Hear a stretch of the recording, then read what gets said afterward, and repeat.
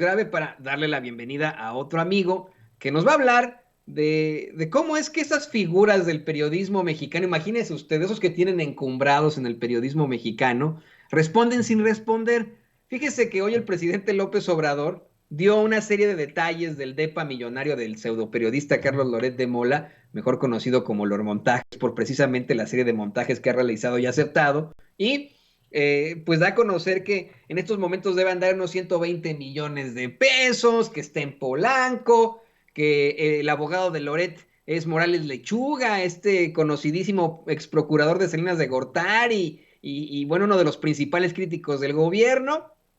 Y lo más interesante, bueno, pues pone hasta fotos del edificio y un depa que se vende en ese mueble, pero más sencillito que el de Loret. Y Loret le responde al presidente López Obrador con una evasiva, ¿no?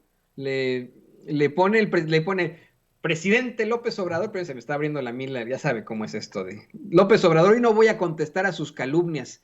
Me parece desalmado y ruin que usted hable de mí para no enfrentar la exigencia. Me parece que es que no lo tengo aquí, se me acaba de trabar desafortunadamente la computadora, pero se lo está poniendo Don David en pantalla. El punto es que Loret le echa la culpa al presidente López Obrador de las desapariciones de mujeres. Aquí está, la exigencia de las mujeres que en todo el país, porque las están matando cada vez más. Ocúpese. Yo no sé si él se ocupó del infierno que vivió Florence Cassé cuando le hizo el montaje este en el que destruyó su vida, como la de Israel Vallarta, por ejemplo, ¿no? Loretito. Y no sé cómo por qué no está cuestionando a Samuel García, el actual gobernador de Nuevo León. ¿Será porque tiene muchos espacios precisamente en los que participa Samuel García y en Latinos? Bueno, para hablar de todo esto y para dar más detalles de ese DEPA, más detalles de los que ya dio el presidente, pero muchos más fuerte, con más información, con los datos duros como lo caracteriza. Le doy la bienvenida a mi gran amigo, el escritor y periodista Ricardo Sevilla, a este espacio. Ricardo, pues ¿cómo te va? Muy buenos días todavía. Querido Toño, público memorioso, pues me da muchísimo gusto saludarte y me da bastante risa este comentario sin ton ni son que hace Lord Montajes, alias Loret de Mola, porque como tú ya bien lo usaste y de manera puntual, esta mañana ya lo vimos, el presidente López Obrador exhibió por enésima vez a Carlos Loret de Mola. Hoy, durante su conferencia presidencial matutina, ya lo vimos, el primer mandatario presentó información dura y directa sobre la propiedad que Loret, conocida, insisto, como Lord Montajes, tiene en la calle de Rubén Darío, número 225, en la exclusiva zona de Polanco, aquí en la Ciudad de México. Y hay que ver qué fotografías, qué edificio, qué inmueble.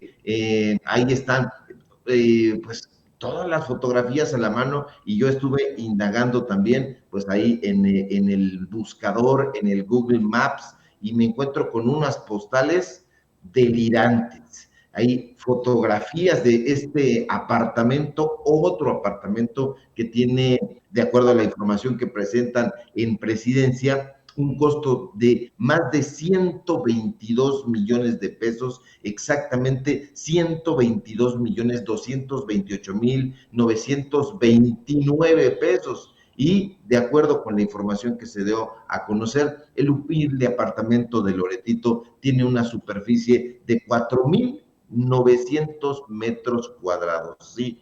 Casi 5,000 metros cuadrados ahí en Polanquito Bello. Y a esta propiedad público memorioso hay que sumar la mansión que este tipo, que Lord Montajes tiene en el Estado de México, y los departamentos que pertenecen a su familia, a su esposa. Es un hombre muy próspero, querido Toño, y pues, bueno, esa mansión de ahí del Estado de México, por cierto, ubicada en Valle de Bravo y valuada también en más de 120 millones de pesos.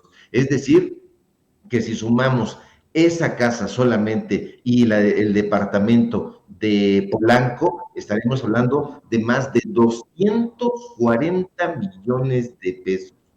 La pregunta es, público memorioso, Toño, ¿es un delito que Loret de Mola posee esta clase de riqueza? Sí, si tomamos en cuenta que el dinero que ha recibido proviene en buena medida de personajes que han sido señalados por corruptos. ¿Quiénes? Los datos duros. Roberto Madrazo, público memorioso. Silvano Aureoles, Federico Madrazo, hijo de Roberto, Alexis Gaxiola, etcétera. ¿Y de dónde han obtenido en particular el presupuesto que actualmente le pagan a Loret en latinos? Del erario. Sí, el erario es la principal fuente de ingresos de Latinos, donde también trabaja ahí su hermano, ya ves que con aspaventoso cómo lo recibe Abroso, el payaso tenebroso. Y que también habría que investigarlo, habría que investigar a Abroso mucho, porque como que se le ha dejado un poquito de lado, pero hay que investigarlo. Ahora, por otro lado, que un periodista o un supuesto periodista público memorioso gane más de 3 millones de pesos mensuales en un oficio que en muchos de los casos no llega ni a los 10,000 pesos mensuales, eso coloca a Loret de Mola ante otro aspecto que se ha pasado por alto, la falta de ética. ¿O no es inmoral y carente de ética que Loret, en su calidad de empleado de alto rango de Latinos, de Televisa, de W Radio, haya callado que una de las empresas para las que actualmente trabaja haya recibido 5,000 millones de pesos en contratos de 11 gobiernos estatales? No lo ha dicho porque no le importa la información, esa es la realidad. Pero que la ética sea la rama de la filosofía que estudia la conducta humana, es algo que a Loret, Toño, le importa un cacahuate. Y le importa un cacahuate porque nunca ha sido un periodista. Lo hemos dicho, lo hemos expresado, lo hemos probado y comprobado con datos duros. No escribe, no redacta, no apunta, no investiga, no sondea. Si fuera periodista, como presume serlo, sabría que dentro del periodismo existen un conjunto de normas que tú y yo, Toño, y que otros colegas aplicamos y que deben ser válidas para todos quienes ejercemos esta profesión. Es más, la ética debió haber propiciado que Loret en algún momento de su carrera se preguntara, ¿es correcto que yo gane más de 35 millones de pesos anuales, es decir, casi 3 millones de pesos mensuales, mientras la mayoría de las y los periodistas en México no cuentan ni con seguridad social? Está bien que yo acepte ser el vocero de medios de comunicación que no están interesados en difundir información periodística, sino agendas y golpes políticos. Eso haría un periodista ético, porque la ética, querido público memorioso, es como un Pepe Grillo, ¿sí? ¿Se acuerdan de aquel cuento de los hermanos Grimm, o que recuperan los Pinocho. hermanos Grimm, o que recupera a Charles Perrault y que después pues se vuelve un poquito ahí el tema de Disney? Pues bueno, pues no lo ha hecho Loret. Y no lo ha hecho por dos cosas fundamentales. Porque simple y sencillamente no es periodista y porque es un personaje que carece por completo de ética. Y digo personaje y no persona porque se ha convertido él en un botarate, en un calumniador de sí mismo. Con todas estas informaciones, todos estos montajes, está abonando para su descrédito. Y no nos engañemos, público memorioso.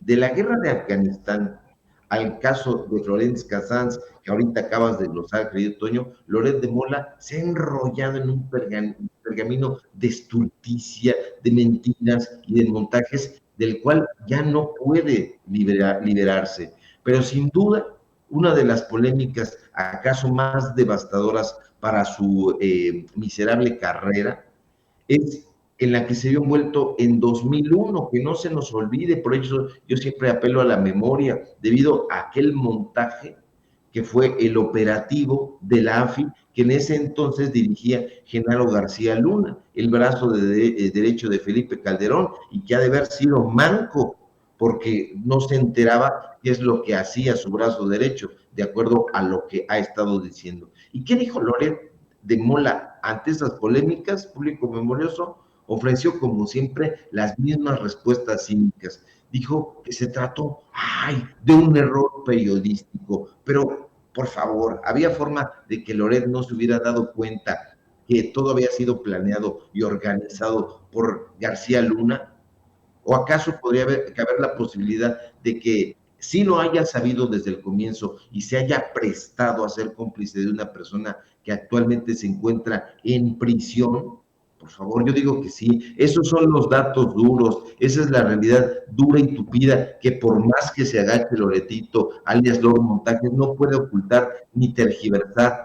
¿Por qué le parece desalmado lo que hace el presidente? Dar a conocer toda esa información que nos devela de cuerpo entero quién es este sujeto que se ha encargado de engañar a la gente, de montar fake news, de desinformar. ¿En qué momento los mercenarios de la pluma, del periodismo, Toño, el AMPA del periodismo, como le ha llamado el presidente López Obrador, muestran indignación o molestia cuando estas cosas salen a relucir? Deberían de tener la cara roja de vergüenza, pero no tienen vergüenza porque son eso precisamente, gente sin pena, sin vergüenza, que no quieren cambiar las cosas, que no quieren transformar el país para bien, que no quieren informar salvo las agendas de sus jefes, de sus patrones. Y es que para ser periodista necesitas tener ese